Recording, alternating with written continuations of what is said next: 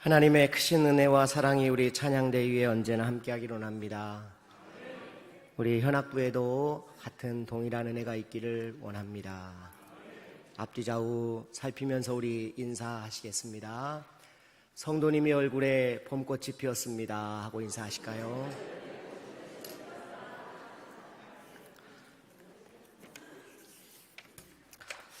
솔직한 인사는 아니지만 그래도 좋은 게 좋은 거지 않습니까? 예. 여러분의 얼굴에도 봄꽃이 핀 것 같습니다.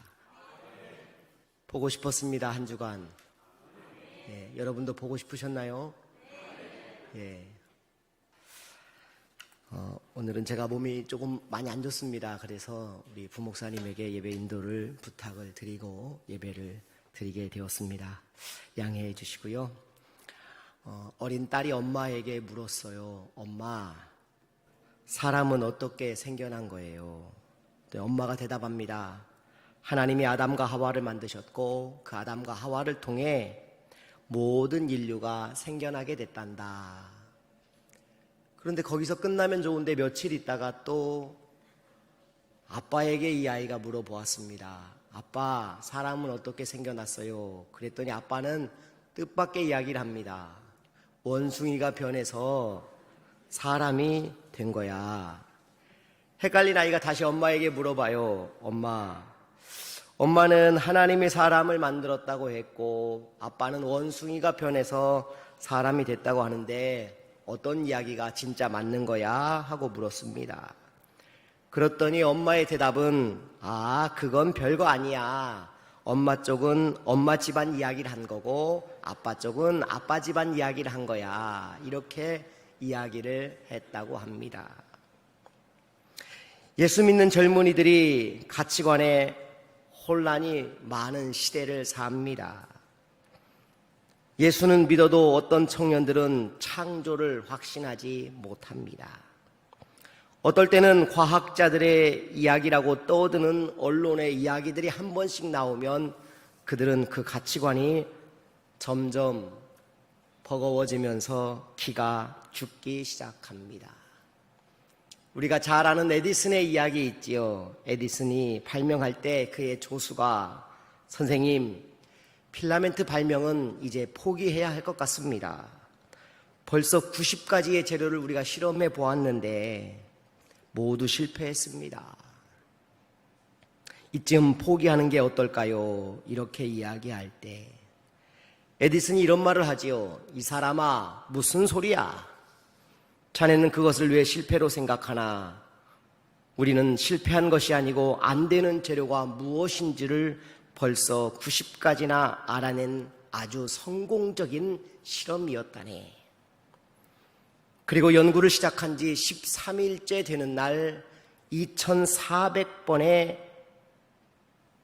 실수 끝에 그는 결국 필라멘트를 발견해냈습니다.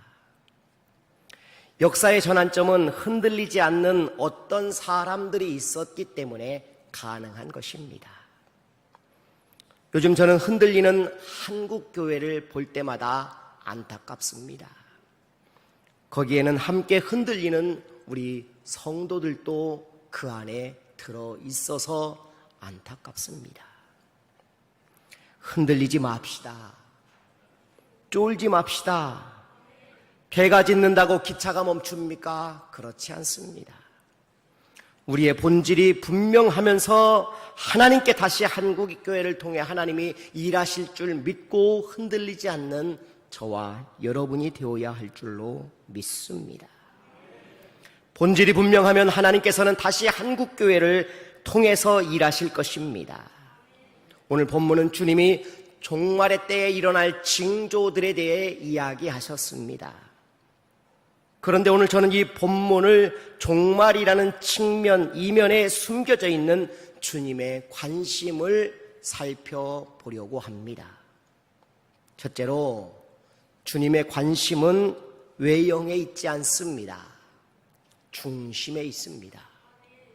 첫째로 했는데 지금 첫째로에 벌써 주무시는 분은 제 잘못이 아닙니다.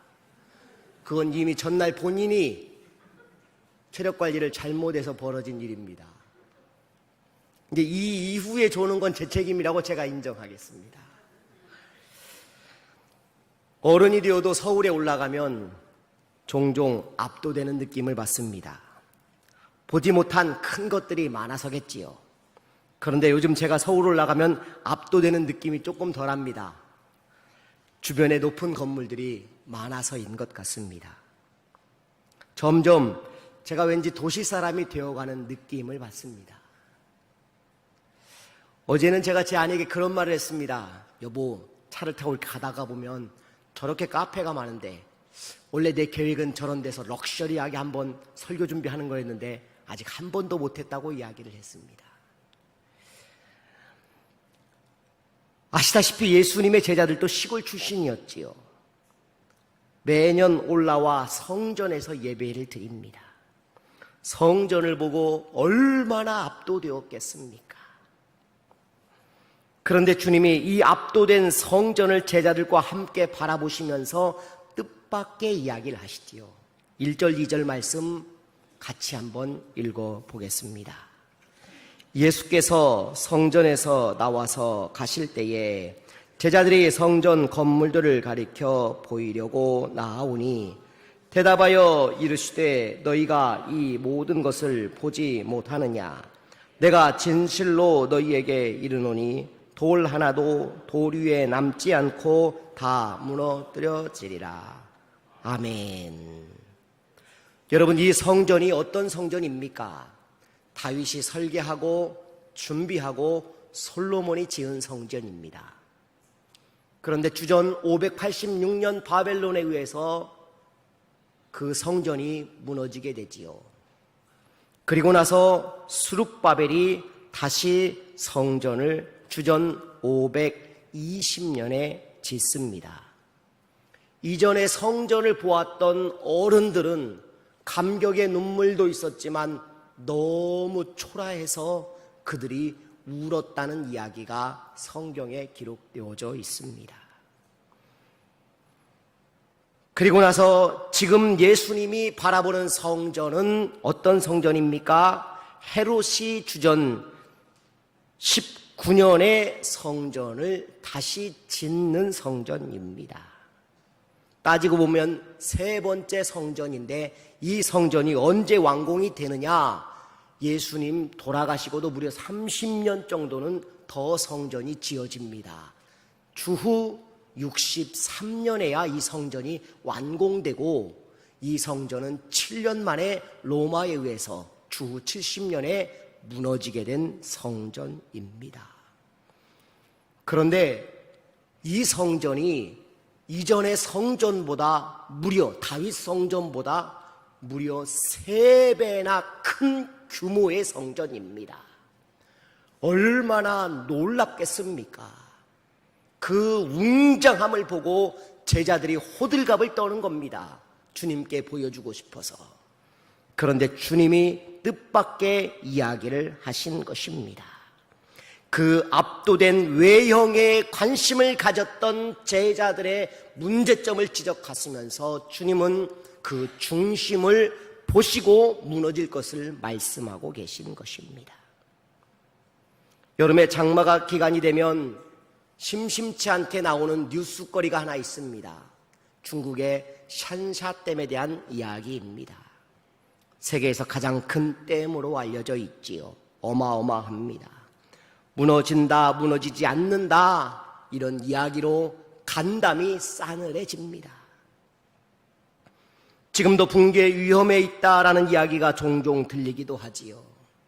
너무 크게 만든 것 때문에 수십만 명의 인명피해가 일어날 것에 대한 우려를 하고 있는 것입니다. 사람들은요, 더 크고 더 큰 빌딩, 더 큰 집, 더 끊임없는 인간의 욕망 속에 살아갑니다. 오늘 우리 교회가 어려움을 겪는 이유가 뭐라고 생각하십니까? 외형은 성장했습니다. 부흥했습니다.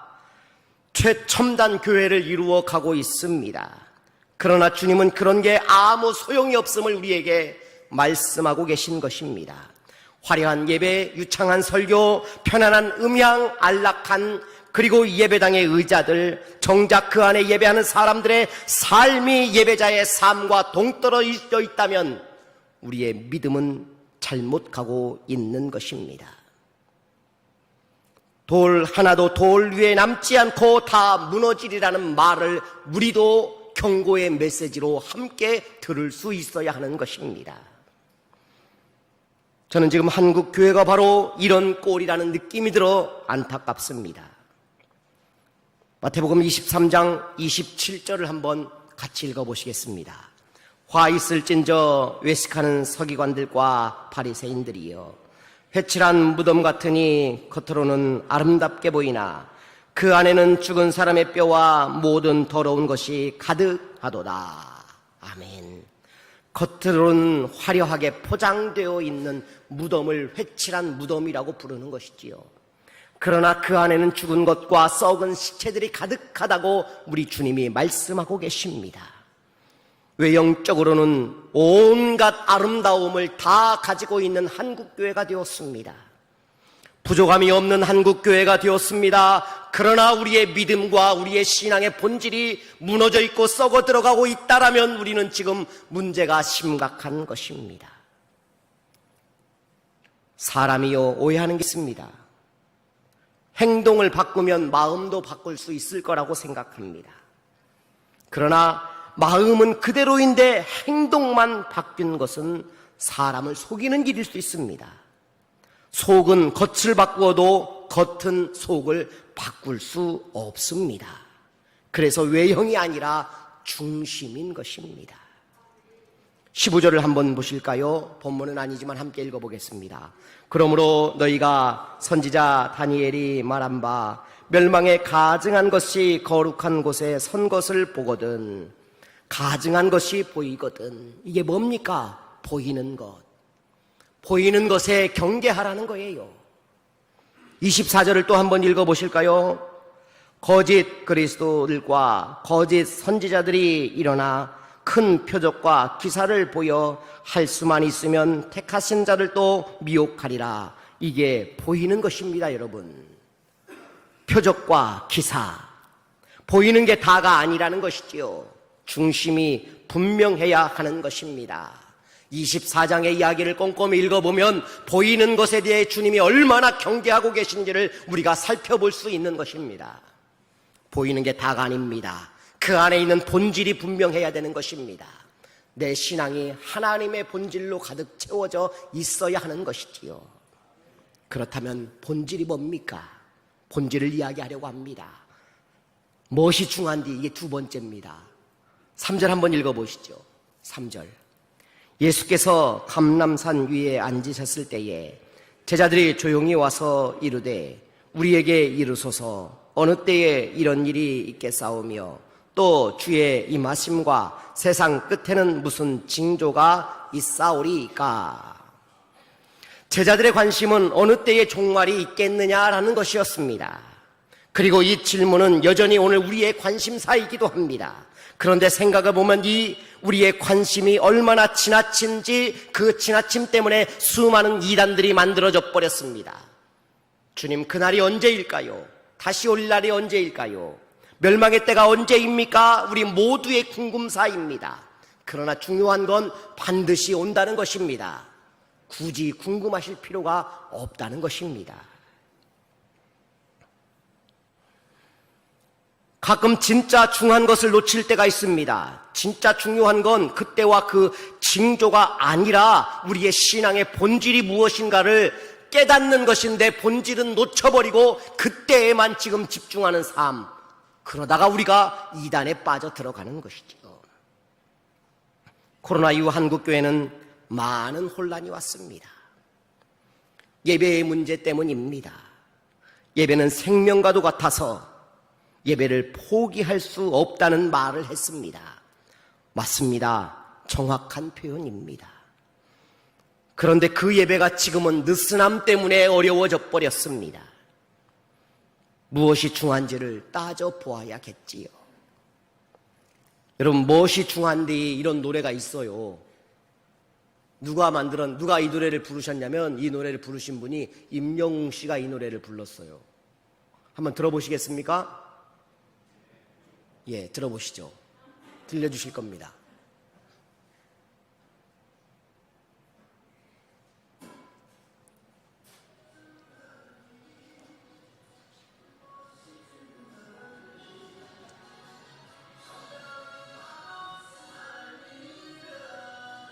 예, 감사합니다. 여기까지. 마음이야 더 듣고 싶지요. 저도 더 듣고 싶어요. 지난주에 우리 그 대형차 타고 저는 얼마나 기분이 좋던지 같이 타고 가시는 분들에게 제가 노래 하나 해도 되겠습니까? 하고 제가 노래를 불렀어요. 뭔 노래를 불렀을까요, 여러분? 여러분 생각에 두만강을 불러드렸습니다, 제가. 예. 두만강 세만강, 네만강, 다섯만강. 그랬더니 김순주 권사님이 그렇게 좋아하세요, 두만강을. 무엇이 중한디? 정답은 바로 사랑이란다. 이렇게 좋은 노래가 있더라고요. 정답은 바로 사랑이란다. 선한 사마리아인 이야기 알잖아요. 레위인도 지나가고 제사장도 지나가고 유대인도 다 지나가는데 누가 그 나쁘다고 말하는 사마리아인이 강도 만난 사람을 도와줍니다. 누가 내 이웃이 되겠느냐? 그 강도 만난 사람을 도와준 선한 사마리아인 아닙니까? 주님의 관심은 뭐예요? 예배도 가야 되고 성전도 지켜야 되고 다 중요하지요. 그런데 주님은요, 사랑이 빠져버린 것을 원치 않으시는 거예요. 가늠한 여인이 왔습니다. 돌로 치라는 거예요. 예수님도 난관에 빠졌습니다. 돌로 쳐야 맞거든요, 율법대로라면. 그런데 주님이 뜻밖의 이야기를 하시죠. 너희 중에 죄 없는 자가 치라. 주님의 관심은 딱 하나예요. 뭡니까? 생명이에요. 생명. 사랑입니다. 안식일에 손 마른 사람을 치료하시지요. 내버려 둬도 괜찮아요. 다음날 하셨어도 제 생각에는 문제없어요. 그런데 주님은요, 생명이 얼마나 중요하고 사랑이 얼마나 소중한지를 우리에게 일깨워 주시고 싶어 하는 거예요. 사랑하는 성도 여러분, 주님은 제도나 관심을 넘어서 생명 존중, 사랑을 우리에게 요구하고 계십니다. 그게 본질이라는 것이지요. 우리의 관심이 바뀌어야 합니다. 종말의 때가 아니라 올바른 신앙의 삶을 사는 일에 우리가 집중하기를 주님은 원하시는 것입니다. 예배나 장소나 모양이 아니라 예배의 본질은 하나님 사랑과 이웃 사랑을 우리가 집중할 수 있기를 우리 주님이 원하고 계신다라는 것이지요. 마태복음 24장 36절에 이렇게 기록되어져 있습니다. 그러나 그날과 그때는 아무도 모르나니 하늘의 천사들도 아들도 모르고 오직 아버지만 아시느니라. 여러분, 이거 복잡하게 생각할 수 없어요. 주님이 이렇게 말씀하시는 거예요. 관심 꺼라 이 말이에요. 언제 올지, 언제 그날이 임할지 관심 꺼라 이 말이에요. 진짜 중요한 본질을 잡으라는 거예요. 하나님 사랑, 이웃 사랑, 생명 존중할 수 있는 믿음의 삶을 살아내는 게 우리에게 더 중요함을 우리 주님이 지금 말씀하고 계신다는 것입니다. 목표를 잃어버리는 것보다 더 위험한 일이 무엇인 줄 아십니까? 기본을 잃어버린 것입니다. 인생의 방향은 목표를 잃어서가 아니에요. 그 기준을 잃어버리기 때문이에요. 우리의 진짜 기준이 무엇입니까? 교회 공동체의 진짜 기준이 여러분 무엇입니까? 하나님 사랑, 이웃 사랑이라는 것입니다. 세 번째, 마지막 흔들리지 않는 것입니다. 12절과 13절을 같이 읽어보시겠습니다. 불법이 성함으로 많은 사람의 사랑이 식어지리라. 그러나 끝까지 견디는 자는 구원을 얻으리라. 아멘. 말세에 벌어질 일들에 대하여 주님이 상세히 설명하셨습니다. 그런데 이게 어느 정도인지 짐작하기가 사실 어렵습니다. 고려 말때에도 사람들은 그런 말을 했을 거예요. 말세다 말세. 조선 말 때에도 그런 말을 했을 겁니다. 말세다 말세. 제가 어렸을 때에도 그런 이야기를 들었습니다. 말세요 말세 이야기를 들었습니다. 청년이 되었을 때에도 똑같은 이야기를 또 들었습니다. 그런데 지금 저는 여러분에게 말세입니다라고 여전히 설교하고 있다는 겁니다. 때가 차고 하나님의 나라가 오실 것은 분명합니다. 다가온 것 같습니다. 그러나 진짜 중요한 건 흔들리지 않는 우리의 믿음입니다. 내일 와도 모레 와도 흔들리지 않는 믿음이면 되는 것입니다. 언제가 그때일까요? 짐작하기 어려운 것이 사실입니다. 그렇다면 답은 하나입니다. 끝까지 흔들리지 않는 신앙. 주님 말씀하시죠. 끝까지 견디는 자는 구원을 얻으리라. 무슨 말입니까? 끝까지 흔들리지 말라는 말입니다. 끝까지 흔들리지 않는 자 구원을 얻으리라 이 말씀입니다. 사람들은 관심이 있는 것에 꿈을 가집니다. 그 꿈을 이루기 위해서 수많은 난관들이 있지만 결국 그 꿈을 이루는 주인공들은 마지막까지 흔들리지 않는 사람만 그 꿈을 얻게 되는 것이지요. 지금 우리는 너무 많이 흔들리는 요건들을 가지고 있습니다. 예수 믿는다는 것 자체가 사람들에게 불편함으로 여겨질 때가 많습니다. 그래서 가끔은 종교가 뭐냐고 물어볼 때에는 요즘은 말하기도 민망할 때가 많습니다. 그러나 여러분 흔들리지 마십시오. 흔들리지 않아야 합니다. 기죽지 말아야 합니다. 얼마나 요즘에 교회를 비난하고 기독교가 아시다시피 신뢰도가 제일 바닥입니다. 우리나라 3대 종교 가장 바닥에 있는 종교가 숫자는 제일 많지만 가장 바닥에 있는 인격이 기독교가 된 것이 한없이 안타깝습니다. 그러나 기죽지 않아야 한다는 것이지요. 옆에 계신 분 인사 한번 하시죠. 기죽지 맙시다.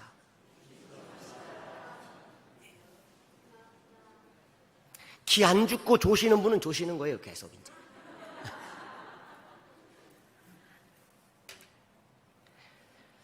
여러분 기죽지 마십시오. 가위 눌리지 마십시오.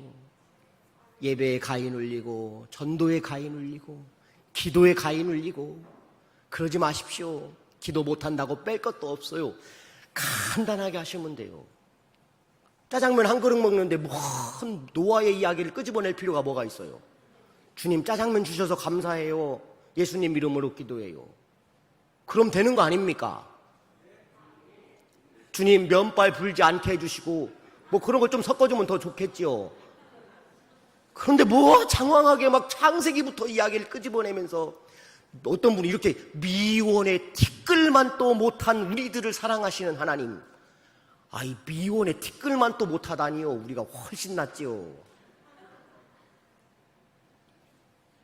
기죽지 마세요.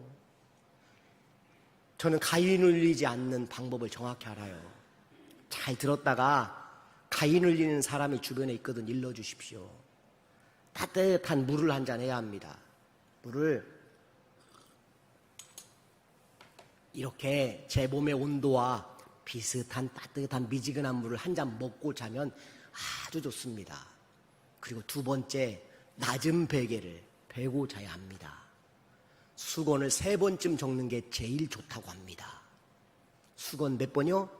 3번. 그리고 마지막 제일 중요한 거, 살포시 주먹을 쥐고 가슴에 손을 얹고 자면 절대 가위 눌리지 않습니다. 가위는 절대로 주먹을 이기지 못하기 때문입니다. 저는 여러분이 이렇게 집중하며 들으실 줄 몰랐습니다. 권사님은 앞에서 지금 적고 계셨어요.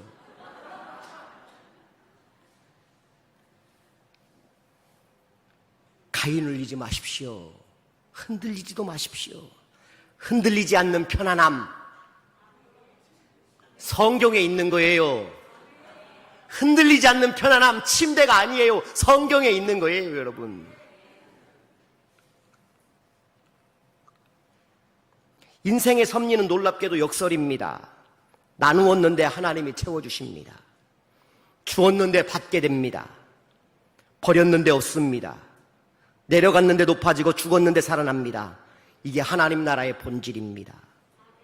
주님 말씀하시죠. 불법이 성행하지만 사랑이 식어진 그곳에 우리가 여전히 사랑을 품고 살라고 말씀하고 계신 것입니다. 온통 사랑의 노래가 수천 수만 가지이지만 분노와 증오가 끝이 없는 시대를 우리가 살아가는 것 같습니다. 흔들리지 않아야 합니다. 끝까지 견디는 자는 구원을 얻습니다. 고린도전서 10장 13절 사람이 감당할 시험 밖에는 너희가 당한 것이 없나니 오직 하나님은 미쁘사 너희가 감당하지 못할 시험 당함을 허락하지 아니하시고 시험 당할 즈음에 또한 피할 길을 내사 너희로 능히 감당하게 하시느니라. 무슨 말씀입니까? 흔들리지 말라는 거예요. 살 길이 있다는 겁니다. 요한복음 16장 33절 이것을 너희에게 이르는 것은 너희로 내 안에서 평안을 누리게 하려 함이라. 세상에서 너희가 환난을 당하나 담대하라. 내가 세상을 이겼노라. 무슨 말씀이에요? 흔들리지 말라는 거예요. 내가 여기 있다. 흔들리지 마라. 성도 여러분, 흔들리지 않는 저와 여러분 되기를 주의 이름으로 축원합니다. 말씀을 정리합니다. 거품은 꺼져야만 거품인 줄 알지요. 꿈은 깨고서야 꿈인 줄 압니다. 소중한 것은 잃고 나서야 더 소중한 줄 압니다. 미리 안다면 지혜로운 사람이겠지요. 지금은 그 지혜가 절실한 때입니다. 가짜가 판을 칩니다. 그 가짜를 보고 진짜를 찾을 수는 없습니다. 그러나 진짜를 뚫어지게 쳐다보면 가짜는 한눈에 보이는 것입니다. 은행원들에게 가르친다고 하지요. 가짜 지폐를 찾는 방법은 가짜가 이것입니다라고 가르치지 않는다고 합니다. 진짜 지폐가 이것이라고 알려준다고 합니다. 그렇습니다. 진짜에만 집중하면 되는 것입니다. 험한 세상 말세를 보는 우리들, 말씀에 집중하십시오. 주님께 집중하십시오. 진짜 본질 앞에 흔들리지 않는 저와 여러분 되기를 주의 이름으로 축원합니다. 기도하겠습니다.